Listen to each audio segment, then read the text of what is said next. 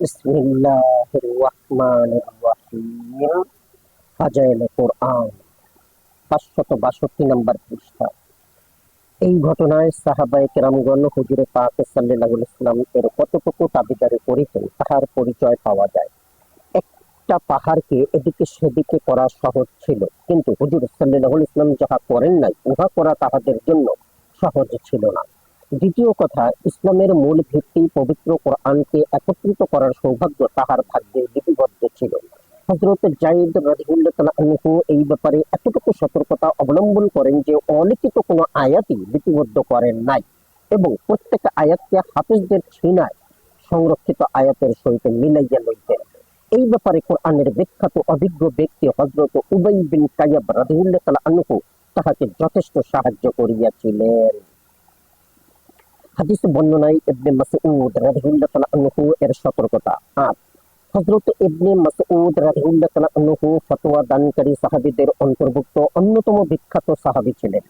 ইসলামের প্রাথমিক যুগেই তিনি ইসলাম গ্রহণ করেন। আবিসিনিয়ায় হিজরত করা ছাড়াও তিনি হুজুরে পাক সাল্লাল্লাহু আলাইহি ওয়াসাল্লাম এর বিশিষ্ট খাদেম হিসাবে জুতাওয়ালা, তাকিওয়ালা এবং মিসওয়াকওয়ালা নামে অভিহিত ছিলেন। তাহার বিষয়ে হুজুরে আকরাম সাল্লাল্লাহু আলাইহি ওয়াসাল্লাম এর অভিমত, যদি বিনা পরামর্শে কাহাকেও আমির বানাইতে হয় তবে আমি আব্দুল্লাহ বিন মাসউদকেই বানাবো। হুজুর সাল্লাল্লাহু আলাইহি ওয়াসাল্লাম তাহাকে বলেন, যে কোনো সময় আমার দরবারে হাজির হওয়ার তোমার জন্য অনুমতি রইয়াছে। হুজুর সাল্লাল্লাহু আলাইহি ওয়াসাল্লাম আরো বলেন, কেহ যদি কোরআন শরীফকে ঠিক ওইভাবে পড়িতে চায় যেইভাবে নাজিল হইয়াছে তবে যেন সে আব্দুল্লাহ বিন মাসউদ রাদিয়াল্লাহু তাআলা আনহু এর মতোই পড়ে। তিনি আরো বলেন, ইবনে মাসউদ রাদিয়াল্লাহু তাআলা আনহু যাহা বর্ণনা করিবে তাহাকে সত্য মনে করিবে। আবু মুসা আশআরী রাদিয়াল্লাহু তাআলা আনহু বলেন, আমরা যখন ইয়ামান হইতে মদিনায় আগমন করি তখন দীর্ঘদিন যাবৎ ইবনে মাসউদ রাদিয়াল্লাহু তাআলা আনহুকে আমরা হুজুরে পাক সাল্লাল্লাহু আলাইহি ওয়াসাল্লাম এর পরিবারভুক্ত লোক মনে করিতে থাকি। যেহেতু তিনি এবং তাহার মামা আপন ঘরের মতোই হুজুর সাল্লাল্লাহু আলাইহি ওয়াসাল্লাম এর ঘরে বেশি বেশি যাতায়াত করিতেন। বুখারী আবু ওমর শাইবানী রাদিয়াল্লাহু তাআলা আনহু বলেন, হুজুর সাল্লাল্লাহু আলাইহি ওয়াসাল্লাম এর সঙ্গে এত বড় সম্পর্ক থাকা সত্ত্বেও আমি দীর্ঘ ১ বৎসর যাবত ইবনে মাসউদ রাদিয়াল্লাহু তাআলা আনহু এর খেদমতে থাকিয়াও কোনদিন নবী করিম সাল্লাল্লাহু আলাইহি ওয়াসাল্লাম বলিয়েছেন এইরূপ উক্তি শুনি নাই। তবে কখনো যদি সেই রূপ বলিয়া ফেলিতেন তাহা হইলে তাহার শরীরে কম্পন আসিয়া যাইত। আমর বিন মাইমুন রাদিয়াল্লাহু তাআলা আনহু বলেন, আমি ১ বৎসর যাবত প্রতি বৃহস্পতিবার তাহার খেদমতে হাজির হইতাম। এই দীর্ঘদিনের মধ্যে কখনো হুজুর বলিয়াছেন এইরূপ উক্তি করেন নাই। হ্যাঁ, একবার তিনি বলিয়া ফেলিলেন, নবীজি ইহা ইরশাদ করিয়াছেন। এই কথা বলা মাত্র তাহার শরীরে কম্পন আসিয়া গেল, চক্ষু অশ্রুতে ভরিয়া গেল, কপালে ঘাম দেখা দিল, শিরাসমূহ ফুলিয়া উঠিল। আবার পরক্ষণেই বলিয়া উঠিলেন, ইনশাআল্লাহ হুজুর সাল্লাল্লাহু আলাইহি ওয়াসাল্লাম এইরূপ বলিয়াছেন, অথবা ইহার কাছাকাছি কিছু বলিয়াছেন, অথবা ইহার চেয়ে কিছু কম বা বেশি বলিয়াছেন। মুসনাদে আহমদ। হাদিস বর্ণনায় সাহাবাদের ইহাই ছিল নিদর্শন। কেননা হুজুর সাল্লাল্লাহু আলাইহি ওয়াসাল্লাম বলিয়াছেন, যে ব্যক্তি আমার পক্ষ হইতে কোনো মিথ্যা কথা বর্ণনা করিবে সেজন্য আপন ঠিকানা জাহান্নামে ঠিক করিয়া লয়। এই ভয়েই সাহাবায়ে কেরাম রাদিয়াল্লাহু তাআলা আনহু হুজুর সাল্লাল্লাহু আলাইহি ওয়াসাল্লাম এর বর্ণিত আদেশ নিষেধ বর্ণনা করিতেন সত্য, কিন্তু হুজুর সাল্লাল্লাহু আলাইহি ওয়াসাল্লাম এইরূপ বলিয়াছেন এইরকম স্পষ্ট ভাষা ব্যবহার করিতেন না। কেননা হয়তো অবাস্তব কোনো কথা মুখ হইতে বাহির হইয়া পড়ে নাকি।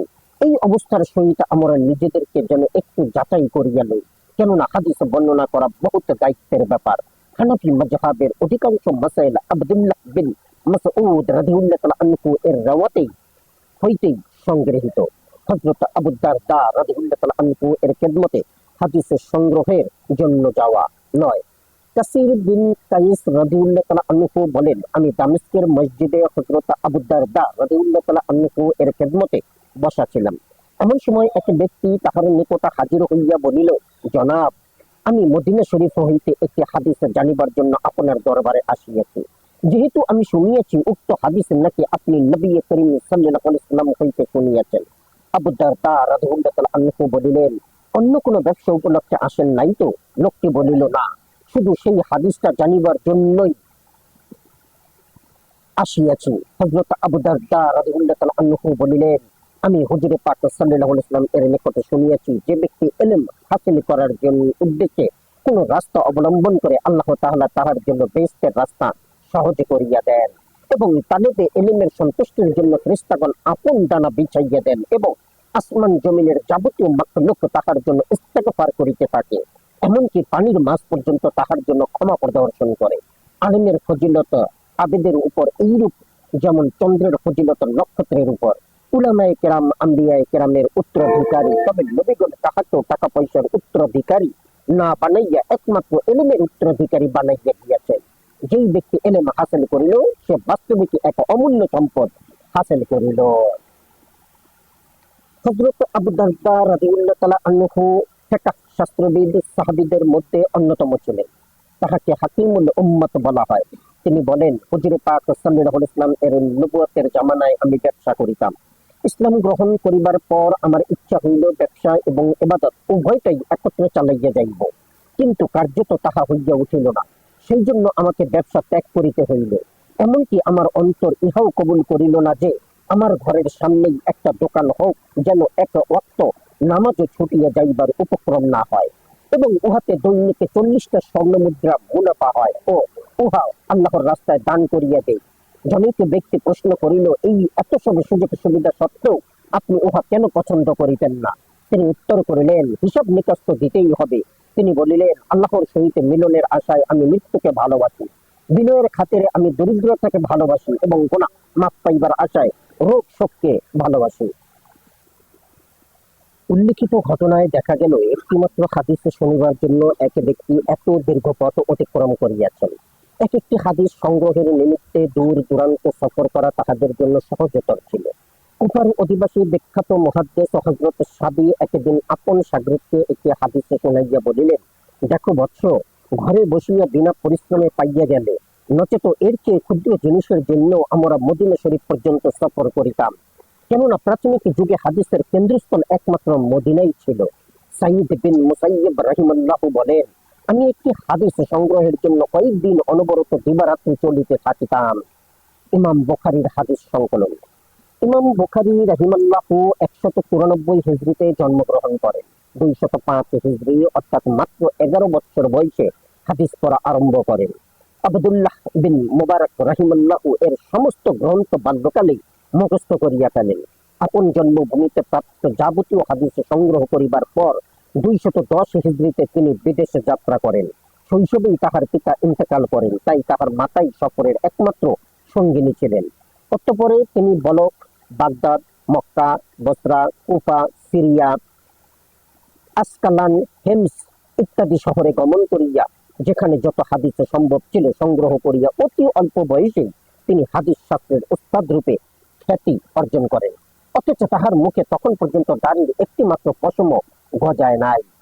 তিনি নিজেই বর্ণনা করেন, আমি মাত্র 18 বছর বয়সে সাহাবা ও তাবেঈনদের মীমাংসিত সমস্যাবলীর উপর কিতাব লিপিবদ্ধ করিয়া ফেলি। হযরত হাসেম ও তাহার জনৈক সাথী বলেন, আমরা ইমাম বুখারী সহ একত্রে উস্তাদের নিকট হাদিস শিক্ষা করিতে যাইতাম। আমরা হাদিস সমূহ লিপিবদ্ধ করিতাম, কিন্তু বুখারী খালি হাতে ফিরিয়া আসিতেন। একদিন আমরা বলিলাম, তুমি শুধু সময় নষ্ট করিতেছ। তিনি চুপ করিয়া রহিলেন। আমরা কয়েকবার তাহাকে এই কথা বলাতে তিনি উত্তর করিলেন, বড় বিরক্ত করিতেছ, লও তোমরা কি শিখিয়াছ। আমরা 15,000 লিখিত হাদিস তাহার নিকট পেশ করিলাম। তিনি ওই সমস্ত হাদিসে একাধারে মুখস্থ শুনাইয়া দিলেন। ইহাতে আমরা হতবাক হইয়া গেলাম। হাদিস সংগ্রহের নিমিত্তে ইবনে আব্বাস রাদিয়াল্লাহু তাআলা আনহু এর আনসারদের নিকটে যাওয়া। 10 হযরত ইবনে আব্বাস রাদিয়াল্লাহু তাআলা আনহু বলেন, হুজুর পাক সাল্লাল্লাহু আলাইহি ওয়াসাল্লাম এর ইন্তেকালের পর আমি জনৈক আনসারীকে বলিলাম, চলো ভাই, আমরা সাহাবীদের নিকট হইতে মাসাইল সমূহ জিজ্ঞাসা করিয়া মুখস্থ করিতে থাকি। আনসারী উত্তর করিলেন, সাহাবীদের বিরাট জমায়েত থাকা সত্ত্বেও লোকজন কি তোমার নিকট মাসাইল জিজ্ঞাসা করিতে আসিবে? আনসারী হিম্মত করিলেন, না, কিন্তু আমি মাসাইল শিক্ষার পিছনে পড়িয়া গেলাম এবং যেই সাহাবী সম্পর্কে জানিতাম যে তিনি হুজুরে পাক সাল্লাল্লাহু আলাইহি ওয়াসাল্লাম এর কোন হাদিস সম্পর্কে অবগত আছেন, তখনই আমি তাহার খেদমতে গিয়া তথ্য সংগ্রহ করিতাম। এমনকি কাহারও বাড়ি গিয়া যদি শুনিতাম যে তিনি ঘুমাইয়া আছেন, তখন তাহার দরজায় চাদর বিছাইয়া শুইয়া পড়িতাম। ইহাতে আমার মুখে ও গায়ে ধুলাবালি পড়িয়া উহা মলিন হইয়া যাইত, কিন্তু আমি স্থান ত্যাগ করিতাম না। তিনি উঠিয়া বাহিরে আসিলে জিজ্ঞাসা করিয়া যাহা জানিবার জানিয়া লইতাম। তাহারা বলিতেন, আপনি হুজুরে পাক সাল্লাল্লাহু আলাইহি ওয়াসাল্লাম এর চাচাতো ভাই, এত কষ্ট কেন করিলেন? আমাদিগকে ডাকিয়া পাঠাইলেই হইত। আমি বলিতাম, আমি এলম শিক্ষা করিতে চাই, সুতরাং কষ্ট স্বীকার করা আমার কর্তব্য। কেহ কেউ বলিতেন, আপনি কতক্ষণ যাবত বসিয়া আছেন? আমি বলিতাম, দীর্ঘক্ষণ যাবত আপনার অপেক্ষায় আছে। ইহাতে তিনি বলিতেন, আপনি ভালো কাজ করেন নাই, আমাকে খবর দিলেই তো হইত। আমি বলিতাম, আমার মন চাহিল না যে আপনি শুধু আমার জন্য প্রয়োজনীয় কাজ শেষ করিবার আগে হাজির হইবেন। অতঃপর একদিন আসিল যে হাদিস শিক্ষার জন্য দলে দলে লোকজন আমার নিকট আসিয়া ভিড় জমাইতে লাগিল। তখন ওই আনসারী অনুতাপ করিয়া বলিতেন, এই বালকটি আমার চেয়ে অনেক বেশি হুঁশিয়ার ছিল। এই কারণে হযরত ইবনে আব্বাস রাদিয়াল্লাহু তাআলা আনহু হিব্রুল উম্মতের শ্রেষ্ঠ পণ্ডিত এবং বাহরুল উলুম বিদ্যাসাগর নামে খ্যাতি অর্জন করেন। তাইফে যখন তিনি ইন্তেকাল করেন, তাহার জানাজা হযরত আলীর বেটা মুহাম্মদ রাহিমাল্লাহু পড়াইয়াছিলেন ও বলিয়াছিলেন, পদ্ম এই উম্মতের ইমামের রব্বানি বিদায় হইয়া গেল। হযরত ইবনে উমর রাদিয়াল্লাহু তাআলা আনহু বলিতেন, ইবনে আব্বাস আয়াত সমূহের শানে নুজুল সম্পর্কে সবচেয়ে বেশি জ্ঞান ছিল। হযরত ওমর রাদিয়াল্লাহু তাআলা আনহু তাহাকে শীর্ষস্থানীয় আলেম বলিয়া আখ্যায়িত করিতেন। জ্ঞানান্বেষণের কঠোর পরিশ্রমই তাহাকে এইসব গুণের অধিকারী করিয়াছিল। অন্যথায় হুজুর সাল্লাল্লাহু আলাইহি ওয়াসাল্লাম এর চাচাতো ভাই হওয়ার অহমিকায় পড়িয়া থাকিলে তিনি এইসব মর্যাদা কি করিয়া লাভ করিতে পারিতেন?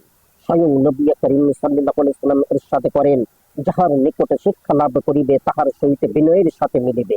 ইমাম বুখারী মুজাহিদ রাহিমাল্লাহু হইতে বর্ণনা করেন, যে ব্যক্তি লজ্জা বা অহংকার করিবে সে ইলম হাসিল করিতে পারিবে না। হযরত আলী রাদিয়াল্লাহু তাআলা আনহু বলেন, যে আমাকে একটি মাত্র অক্ষর শিক্ষা দিল, আমি তাহার গোলাম। ইচ্ছা করিলে সে আমাকে আজাদও করিয়া দিতে পারে অথবা বিক্রিও করিয়া দিতে পারে। ইয়াহইয়া বিন কাসির রাহিমাল্লাহু বলেন, বিলাসিতার ভিতর দিয়া ইলম আসে না। ইমাম শাফিঈ রাহিমাল্লাহু বলেন, যে ব্যক্তি অমনোযোগিতার সহিত ইলম তলব করে সে কখনো সফল কাম হইতে পারিবে না। হ্যাঁ, যেই ব্যক্তি বিনয় এবং অনুকরণের ভিতর দিয়ে হাসিল করিতে চায় সে সফল কাম হইতে পারে। হযরত মুগীরা রাহিমাল্লাহু বলেন, আমরা আপন উস্তাদ ইব্রাহিম রাহিমাল্লাহুকে এইরূপ ভয় করিতাম যেইরূপ লোক বাদশাহকে ভয় করিয়া থাকে। ইমাম বুখারী ও মুহাদ্দিস ইয়াহইয়া বিন মুঈন রাহিমাল্লাহু মুহাদ্দিসগণের এত বেশি সম্মান করিতেন যে কতটুকু সম্মান আর কাহাকেও করিতে দেখি নাই। ইমাম আবু ইউসুফ রাহিমাল্লাহু বলেন, বুজুর্গদের মুখে আমি এইরূপ শুনিয়াছি, যেই ব্যক্তি উস্তাদের ইজ্জত করে না সে কামিয়াব হইতে পারে না। উল্লিখিত ঘটনায় হযরত ইবনে আব্বাস রাদিয়াল্লাহু তাআলা আনহু কর্তৃক উস্তাদগণের সহিত যেমন চরম বিনয়ের নিদর্শন পাওয়া যায়, তেমনি ইলমের প্রতি তাহাকে গভীর অনুরাগও পরিলক্ষিত হয়। যেহেতু হাদিস সংগ্রহের ব্যাপারে তাহাকে অনেক কষ্ট ও পরিশ্রম করিতে হইয়াছিল, বাস্তবিক পক্ষে বিনা পরিশ্রমে ইলম তো দূরের কথা, সাধারণ বস্তু হাসিল হয় না। প্রবাদ বাক্য আছে, অর্থাৎ যে ব্যক্তি মর্যাদা লাভ করিতে চায় তাহাকে রাত্রি জাগরণ করিতে হয়। হারিস বিন ইয়াজিদ ইবনে শিবরেমা কাকা মুগীরা রাহিমাল্লাহু এই চারজন মুহাদ্দিস ঈশা হইতে ঈশার পর্যন্ত ফজর পর্যন্ত জ্ঞান চর্চায় কাটাইয়া দিতেন। লাইস বিন সাদ বলেন, ইমাম জুহরি রাহিমাল্লাহু ঈশার পর ওযু করিয়া হাদিস চর্চায় লিপ্ত হইয়া ওই বসায় ফজর করিয়া দিতেন। ইমাম দারাওয়ার্দী রাহিমাল্লাহু বলেন, ইমাম আবু হানিফা ও ইমাম মালিক রাহিমাল্লাহু আক্রমণ ও মন্দ ভাব বিহীন অবস্থায় হাদিসের বিতর্কে একই বসায় ফজর পর্যন্ত থাকিতেন। ইবনে ফুরাত বাগদাদী রাহিমাল্লাহু নামক জনৈক মুহাদ্দিসের ইন্তেকালের পর তাহার স্বহস্তে লিখিত 18 বাক্স কিতাব পাওয়া গিয়েছিল। বিখ্যাত মুহাদ্দিস ইবনে জাওজি রাহিমাল্লাহু 3 বছর বয়সে এতিম হন। তাহার পরিশ্রমের নিদর্শন এই ছিল যে জুম্মার দিন ব্যতীত ঘর হইতে বাহির হইতেন না। একদিন মিম্বরে দাঁড়াইয়া বলেন যে, আমার এই 2টা অঙ্গুলি দিয়া আমি 2000 কিতাব লিখিয়াছি। তাহার নিজ হাতের লিখিত 250 কিতাব ছিল। এক মুহূর্ত অযথা ব্যয় করিতেন না। দৈনিক 4 জোজ অর্থাৎ 64 পৃষ্ঠা লিখিবার অভ্যাস ছিল। কোন কোন সময় তাহার ক্লাসে লক্ষাধিক লোক হাজির থাকিত। বাদশাহ এবং উমরাগণ পর্যন্ত তাহার কাছে হাজির হইতেন। তিনি স্বয়ং বলেন যে 1 লক্ষ লোক তাহার শিষ্যত্ব গ্রহণ করেন ও 20,000 বিধর্মী তাহার হাতে ইসলাম গ্রহণ করেন। অবশ্য তখনকার দিনে শিয়া সম্প্রদায়ের খুব প্রভাব ছিল বিদায় তাহাকে অনেক দুঃখ কষ্ট ভোগ করিতে হইয়াছিল। হাদিস লিখিবার সময় কলমের অগ্রভাগের কাটা টুকরা গুলি তিনি জমা রাখিতেন এবং ওসিয়ত করেন যে মৃত্যুর পর ওইসব টুকরা দ্বারা যেন গোসলের পানি গরম করা হয়। কথিত আছে পানি গরম করিবার পর কিছুটা টুকরা বাকিও রহিয়া গিয়েছিল। বিখ্যাত মুহাদ্দিস ইয়াহইয়া ইবনে মুঈন রাহিমাহুল্লাহ বলেন যে আমি নিজ হাতে 10 লক্ষ হাদিস লিপিবদ্ধ করিয়াছি। বিখ্যাত ঐতিহাসিক সাহাবা ও তাবেঈনদের জীবনী বিশেষজ্ঞ আল্লামা ইবনে জারির তাবারি রাহিমাহুল্লাহ 40 বছর যাবত দৈনিক 40 পাতা করিয়া লিখিতেন। মৃত্যুর পর হিসাব করিয়া দেখা গেল যে তাহার সাবালক হবার পর হইতে মৃত্যু পর্যন্ত গড় পরতা দৈনিক 14 পাতা করিয়া লেখা হইয়াছে। তিনি তাহার জগতে খ্যাত ঐতিহাসিক গ্রন্থ তারিখে তাবারি যখন লিখিবার সংকল্প করেন তখন লোকের কাছে প্রকাশ করেন যে একখানা বিশ্ব ইতিহাস লিখিলে তোমরা নিশ্চয়ই সন্তুষ্ট হইবে। লোকে জিজ্ঞাসা করিল প্রস্তাবিত ইতিহাসখানা কত বড় হইবে? তিনি বলিলেন আনুমানিক 30,000 পাতা হইবে। লোকে বলিল ইহা শেষ করিবার পূর্বে আপনার জীবন শেষ হইয়া যাইবে। তিনি বলিলেন ইন্না লিল্লাহ, মানুষের হিম্মতে এবং আগ্রহ কত দুর্বল হইয়া গিয়াছে। অবশেষে তিনি উহাকে সংক্ষিপ্ত করিয়া মাত্র 3,000 পাতায় লিপিবদ্ধ করেন। তাহার বিখ্যাত তাফসিরে তাবারি লিখিবার সময়ও এইরূপ ঘটনা হইয়াছিল। ইমাম দারে কুতনি রাহিমাহুল্লাহ হাদিস সংগ্রহের নিমিত্তে বাগদাদ, বসরা, কুফা, ওয়াসেত, মিশর এবং সিরিয়া সফর করেন। একদিন ওস্তাদের মজলিসে বসিয়া অন্য একটি বই নকল করিতেছিলেন। জনৈক ছাত্র আপত্তি করিয়া বলিলেন আপনি অন্যমনস্ক কেন আছেন? তিনি বলিলেন আমার এবং তোমাদের মনোযোগের মধ্যে যথেষ্ট পার্থক্য আছে। বলো দেখি ভাই, ওস্তাদ এই জগৎ কয়টা হাদিস শুনাইয়াছেন? সে চিন্তা করিতে লাগিল। ইমাম দারে কুতনি তৎক্ষণাৎ বলিলেন ওস্তাদজি মোট 18টা হাদিস শুনাইয়াছেন। এই বলিয়া তিনি একাধারে সনদ সহ সমস্ত হাদিস মুখস্থ শুনাইয়া দিলেন। মুহাদ্দিস আসরাম রাহিমাহুল্লাহ হাদিস মুখস্থ করিতে বড় আগ্রহী ছিলেন। হজের মৌসুমে একদিন তিনি খোরাসানের 2 জন মুহাদ্দিসকে হারাম শরীফে পৃথক পৃথক ভাবে 2 দল ছাত্রকে হাদিস শুনাইতে দেখিলেন। তিনি 2 দলের মাঝখানে বসিয়া একই সময় উভয় মুহাদ্দিসের হাদিস সমূহ লিখিয়া ফেলেন। বিখ্যাত মুহাদ্দিস আব্দুল্লাহ বিন মুবারক রাহিমাহুল্লাহ কঠোর পরিশ্রমী ছিলেন। তিনি নিজে বলেন আমি 4,000 উস্তাদ হইতে হাদিস সংগ্রহ করি। আলী ইবনুল হাসান রাহিমাহুল্লাহ বলেন একদিন ভীষণ শীতের রাত্রে আমি এবং ইবনে মুবারক রাহিমাহুল্লাহ মসজিদ হইতে বাহির হইয়া একটি হাদিসের আলোচনায় লাগিয়া গেলাম। শেষ পর্যন্ত সেই মসজিদের নিকটেই আমাদের রাত্রি প্রভাত হইয়া গেল। বিখ্যাত মুহাদ্দিস হুমায়দি বুখারী ও মুসলিম শরীফের সমুদায় হাদিস একত্রে লিপিবদ্ধ করেন। সারা রাত্রি লিখিতেন। গরমের দিনে ভীষণ গরমের সময় একটি প্রচন্ড বর্তনে পানি ভর্তি করিয়া ওই পানির ভিতরে বসিয়া থাকিতেন। নির্জনে থাকিতে ভালোবাসিতেন। তিনি কবি ছিলেন। তাহার কবিতার 2টি ছন্দ এইরূপ, অর্থাৎ মানুষের সংক্রমে আজে বাজে কথা ব্যতীত আর কোনো ফায়দা নাই। সুতরাং লোকের সহিত মেলামেশা কম করিতে থাকো, তবে এলেম শিক্ষার জন্য ওস্তাদের সহিত এবং নফসের ইসলাহের জন্য কোনো সাহিত্যের সহিত মোলাকাত করিতে পারো। মুহাদ্দিস ইমাম তিবরানির লিখিত গ্রন্থাবলী দেখিয়া কেহ জিজ্ঞাসা করিয়াছিল এত সব গ্রন্থ লেখা কি করিয়া সম্ভব হইল? তিনি উত্তর করিলেন দীর্ঘ 30 বছর চাটাইয়ের উপর কাটাইয়া দিয়াছি। আবুল আব্বাস সিরাজি বলেন আমি তিবরানি হইতে 3 লক্ষ হাদিস সংগ্রহ করিয়াছি। ইমাম আবু হানিফা রাহিমাহুল্লাহ নাসখ ও মানসুখ অর্থাৎ কোনটি আগের ও কোনটি পরের ইহার তথ্যানুসন্ধান করিতেন। হাদিস ও ফিকহ শাস্ত্রের প্রাণ কেন্দ্র কুফা নগরীর সমস্ত মুহাদ্দিসের যাবতীয় হাদিস তিনি একত্রিত করেন। ইমাম সাহেবের দরবারে অভিজ্ঞ আলিমদের একটা পরিষদ ছিল। মাসাইল সম্পর্কীয় কোনো সমস্যা দেখা দিলে উহার বিতর্ক অনুষ্ঠিত হইত। কোনো কোনো সময় মাসাধিক কাল পর্যন্ত বহস ও বিতর্ক হইয়া ফাইসলা হওয়ার পর উহা মাযহাব আকারে লিপিবদ্ধ করা হইত। ইমাম তিরমিজির নাম কে না জানে? তিনি অতুলনীয় স্মরণ শক্তির অধিকারী ছিলেন। কোন কোন মুহাদ্দিস তাহাকে পরীক্ষামূলকভাবে অপ্রসিদ্ধ 40টি হাদিসে শুনাইয়াছেন। তিনি তৎক্ষণাৎ হুবহু শুনাইয়া দেন। তিনি নিজ স্মরণ শক্তি সম্পর্কে স্বয়ং বলিতেছেন যে একবার আমি মক্কা শরীফের পথে জনৈক মুহাদ্দিসের 2 খণ্ড কিতাব নকল করিয়া লই। পরে ঘটনাক্রমে মুহাদ্দিসের সাথে সাক্ষাৎ হয়। ইচ্ছা হইল তাহার নিকট হইতে হাদিসগুলি শুনিয়া লই। তাহার অনুমতি পাইয়া আমি তাহার খেদমতে হাজির হই।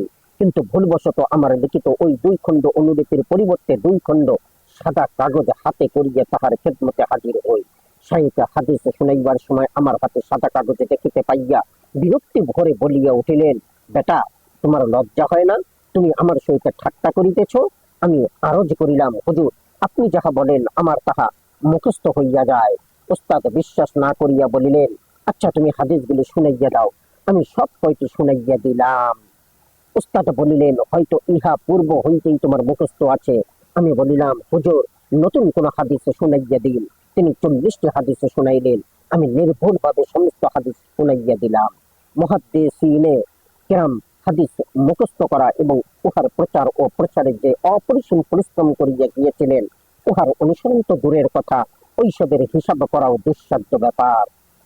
কর্তমা নামীয় একজন মুহাদ্দিস ছিলেন, খুব বেশি প্রসিদ্ধি ছিলেন না। তাহার দাউদ নামীয় জনৈক ছাত্র বলিতেছেন, মানুষ আবু হাতেম প্রমুখ মুহাদ্দিসিনদের স্মরণ শক্তির প্রশংসা করিয়া থাকে, কিন্তু কর্তমার ন্যায় এত বড় স্মরণ শক্তির অধিকারী আমি আর কাহাকেও দেখি নাই।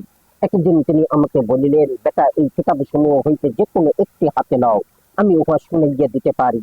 আমি কিতাবুল আশরে বা হাতে লইলাম। তিনি কিতাবের পেছন হইতে আগের দিকে প্রত্যেকটি হাদিস শুনাইয়া দিলেন। আবু জুরআ রাহিমাল্লাহু বলেন, ইমাম আহমদের 10 লক্ষ হাদিস মুখস্থ ছিল। ইসহাক বিন রাওহে রাহিমাল্লাহু বলেন, আমি 1 লক্ষ হাদিস সংগ্রহ করিয়াছি। তোর মধ্যে 30,000 হাদিস আমার কণ্ঠস্থ ছিল। খাফফাফ বলেন, ইসহাক আমাকে 11,000 হাদিস মুখস্থ লেখাইয়া দেন। অতঃপর ধারাবাহিকভাবে ওইগুলি আবার শুনাইয়া দিলাম। একটি অক্ষর কম বেশি হয় নাই।